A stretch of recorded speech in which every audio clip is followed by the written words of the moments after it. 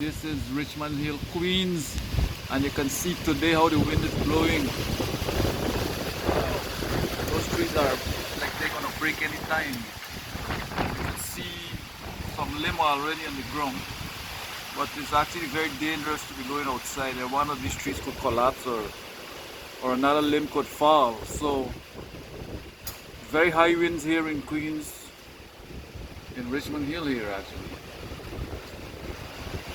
I actually gotta go outside here, but I'm afraid to actually step out because of the trees might come down and I don't know.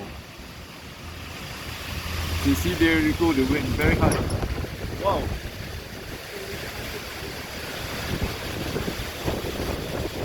So this is fallout of the storm they said today. So it's actually happening here, the wind. Not so much more the rain. So far is the wind, the high wind, very high. Gazing on those trees, how they're shaking and the leaves are flying and things like that.